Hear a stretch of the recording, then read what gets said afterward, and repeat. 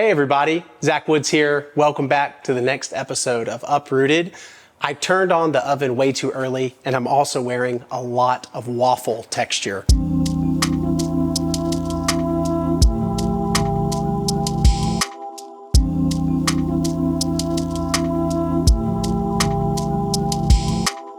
We're gonna make some beautiful roasted Romanesco with a roasted beet puree. It's gonna have a little bit of garlic, a little bit of oregano.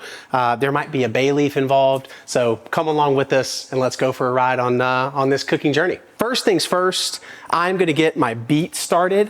One of the themes for today is farm to table, fresh delivery. I have been involved, my wife and I have been involved with an organization called Locally Grown Tennessee for about 2 years.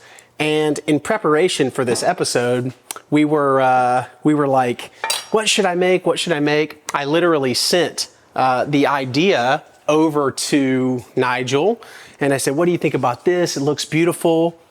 The next Saturday, which was 4 days ago, I got a note, or I got a box delivered to my door, which we had to take out of the shot, unfortunately, that had every single ingredient that I need for this recipe inside of the box.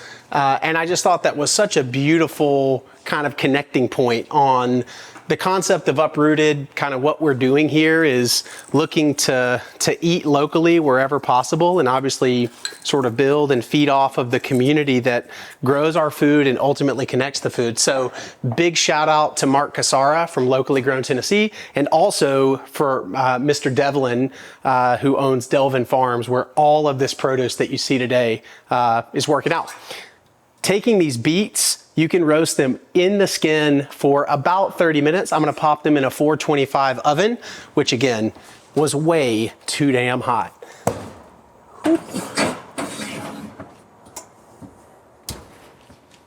All right, you guys know the drill. Hey Siri, set a 30-minute timer. Good deal. And in the meantime, I'm going to prepare this beautiful Romanesco. First things first, I'm going to pull off just a little bit of the base. And I'm gonna really try hard to keep that big base stem intact, and you'll see why I wanna keep that base stem intact here in a moment. You guys know I love my waste bowl. Compost, if you don't already, it's important. You also just make less trash when you compost. So we've got our Romanesco here. I'm gonna clean it up just a little bit more. Just hacking off those little bits and bobs. Okay, as I'm getting this prepped, I'm gonna kind of angle it. I'm looking to make maybe 2 really nice thick steaks out of the Romanesco. You can do this with any broccoli or cauliflower. So this dish is pretty versatile. Wow, look at that beauty, right? So this guy's still probably, we can do it with, and then we're gonna really be delicate because I got 1 Romanesco, okay? So be gentle with the 1 veggie that you got, okay? Wow, beauty. And that, my friends, is what we're looking for. Simple, gorgeous. I did read off camera that there's a fractal somewhere in here, so anyone that knows about those can feel free to hop into the comments.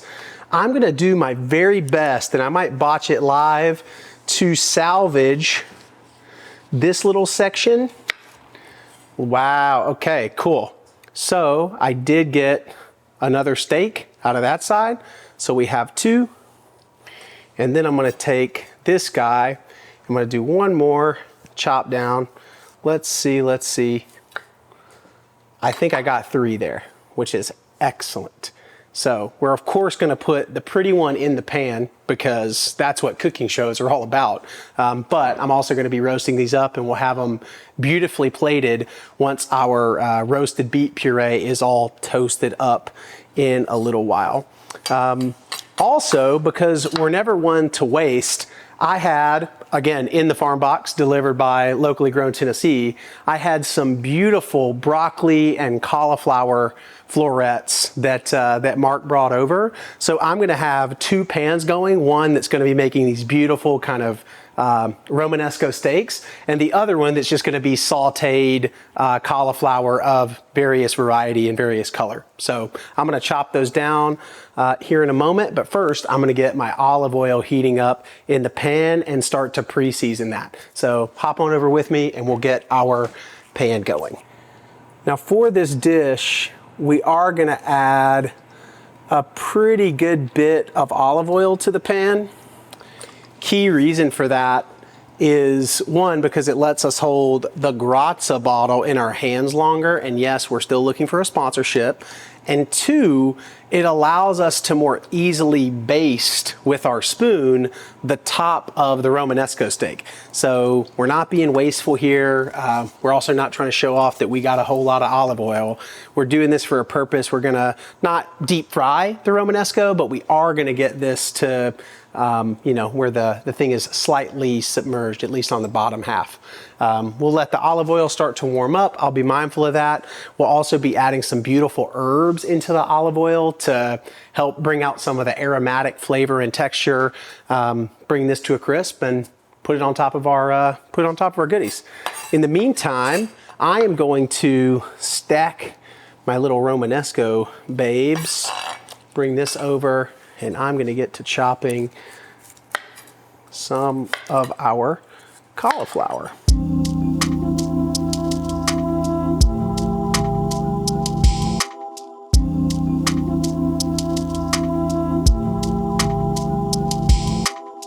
All right, welcome back. Olive oil is warmed up.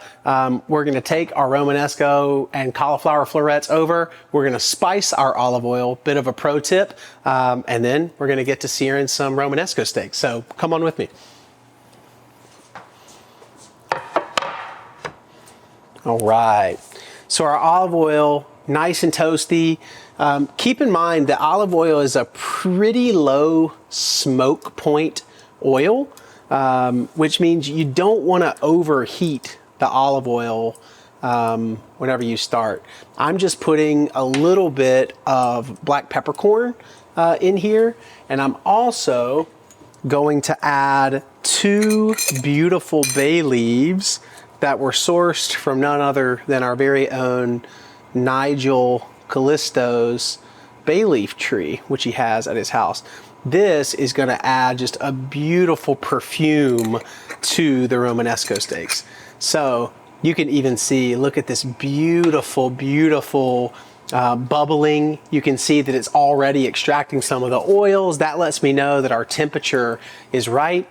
We're going to grab our super fancy kitchen implement, and first things first, we're going to lay our Romanesco down and let the sizzle do its thing. And now, my friends, the magic is patience. I'm gonna grab a spoon, and this spoon will allow me to start with a little bit of the basting process. So we're just taking some of this beautifully perfumed oil. We're popping it right on the top. Yeah, put a peppercorn on something. Why the heck not? I want to avoid that gets hidden in my Romanesco and someone takes a bite of a peppercorn. I guess that's the only reason. Why not? Okay. Gorgeous, gorgeous, gorgeous. I think we give this another minute. My spidey senses aren't tingling yet that this is ready. Also, again, similar to a beef dish or a steak or a chicken dish, you'll start to smell it. I want to encourage home chefs, you don't have to have a degree from Le Cordon Bleu to use your senses while you're cooking. Cooking is a lot of times about feeling, it's about smelling, it's about seeing, it's not just about tasting. So we're kind of looking to smell that nothing's burning, of course, but we're looking to smell that maybe Romanesco's cooking. Okay, cool. Then that might mean it's time for the flip. Now, I'm gonna take a quick sneak peek to see where we're at on the crisp level. We're not there yet, folks. We're not there. That's why we take the sneak peek. We don't want to be flipping this over 10 times. Again, the Romanesco steak is nicely thickly cut, but we have to remember, if we want this to come out plated professionally and beautifully, we don't want to be flipping this over and over again, because we're more likely to trim off our beautiful florets that we have preserved here. So, so we'll give this maybe 2 more minutes, and then we'll go for the flip.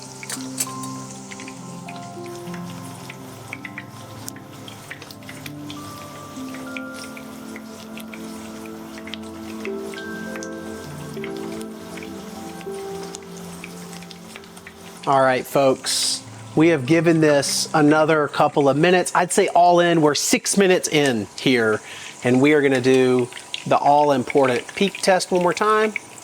We're gonna see where we're at. Oh, and we are in delicious town. Again, we're being very delicate with the Romanesco, not to pop off the florets. This backside is gonna take maybe 2 minutes. We've done 70% of our cooking by doing the first side. We're going to give it maybe 2 minutes on the underside. We still want this to have body. We still want it to have texture, remembering that it's going to be served atop that beautifully blitzed roasted beet puree. So texture we're going to get from the crispy of obviously it being semi-fried, but we're also wanting to keep some of the texture of the vegetable and its freshness as well intact. So beautiful, beautiful, beautiful. I'm gonna bring back my basting technique. Baste some stuff, y'all. Put some baste in your face. Cooking meat, cooking veggies, use butter, use tallow, use olive oil. Just put a little bit of hot spiced oil on top of whatever the heck it is you're cooking, and it's bound to make it better. Beautiful, beautiful. I think, let's do one little peek. Let's see where we're at on the underside. Not quite there, but it is turning. We're gonna give that 73 more seconds on the dot, and then we're ready to take it out. I'm gonna get a plate so that we can let that rest while we're waiting. And we will then pop our beets out of the oven, and we'll get to blitzing.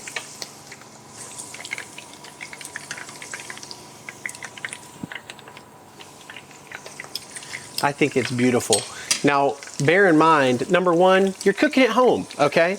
Number two, we are really not, we don't want to overcook this, so we're gonna bring this over.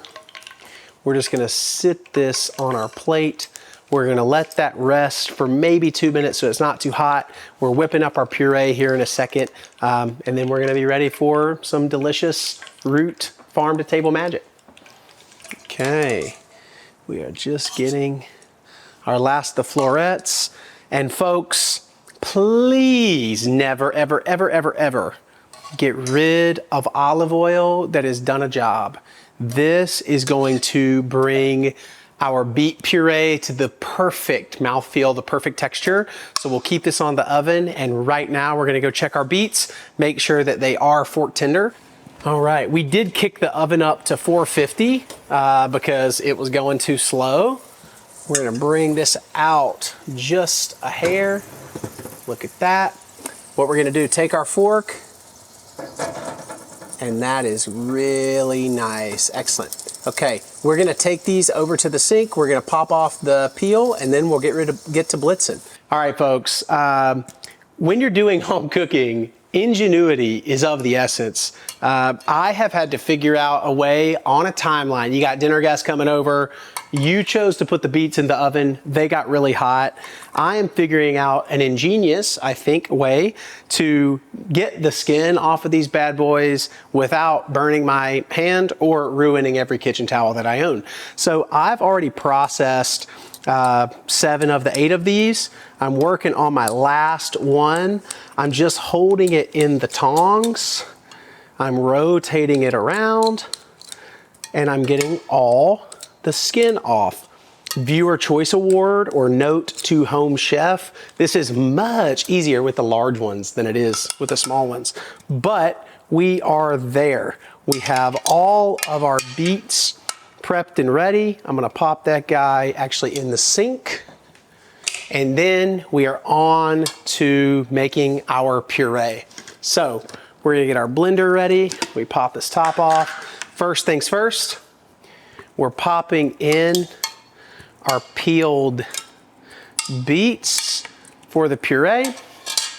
We also have a few little accoutrements that are gonna go in this. One thing I'm gonna add is I'm gonna put just a few sun-dried tomatoes. This is gonna add depth of flavor. A little bit of the olive oil that the sun-dried tomatoes came in. Excellent. This is both ingenuity and because I am addicted to Toom from Costco, very large tubs of it at extremely reasonable prices. Toom is a Middle Eastern garlic and oil puree or paste. I was gonna roast garlic with olive oil along with the beets, but I forgot the garlic, as did a chef that's also gonna be doing some shoots today. So we're putting a little bit of Toom in there. Let's go a little more. I like garlic. The last little element from the seasoning tray that I'm gonna pop in, I'm gonna put just a touch of Dijon mustard. This is that Grey Poupon, probably 3/4 of a tablespoon, half a tablespoon, something along those range. For texture, for creaminess, I'm gonna add about 3 tablespoons of hummus, also from the Grazia family. And then I'm gonna use the olive oil. Again, I cautioned you not to throw this away. I'm gonna use some of the olive oil from our beautiful Romanesco saute to add flavor to this. And I'm trying to be careful not to spill the bay leaves, but I am gonna put just a couple of the toasted sun-dried tomatoes in there as well. All right, so I think we're pretty darn close. We're gonna pop over to the blender and see what this bad boy can do. So join me there. All right, folks, blender at the ready. We got our beets, we got our Toom, we have some of the other yumminess. We're gonna start it on low. And we're gonna add olive oil.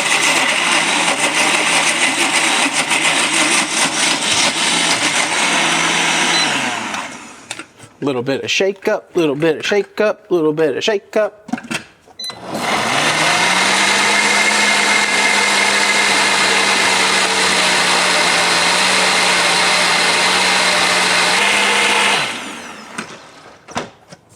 Okay, we have a beautiful beet puree. I mean, hey, you know what I'm saying? That looks absolutely marvelous. We'll grab a serving spoon and we're gonna do our little plate up. We're putting a few dollops of our beet puree on both of our serving trays. We'll go one more dollop right at the top just so it frames out our Christmas tree. And then here, I'm gonna kind of go with a little bit more of a creative display.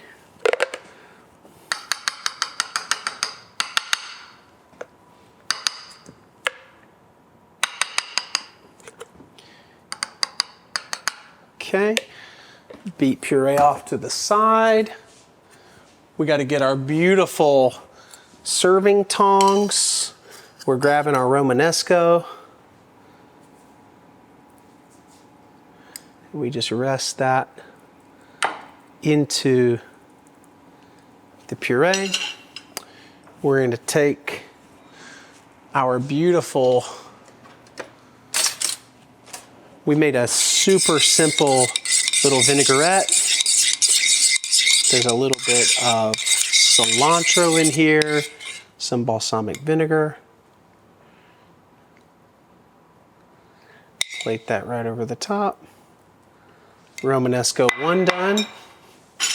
And then we will delicately rest in color coordination our other pieces. Don't be shy. Don't be shy. Get them all on there. Make them look like family. And then a nice beautiful purple piece to go right at the cap. And again, we go down with our beautiful little topping sauce or vinaigrette.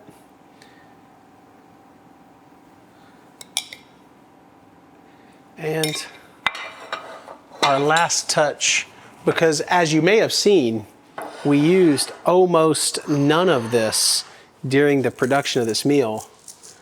We do just a small Salt Bay on top. Okay, and here we have a beautiful Romanesco steak with roasted beet puree and roasted cauliflower with roasted beet puree.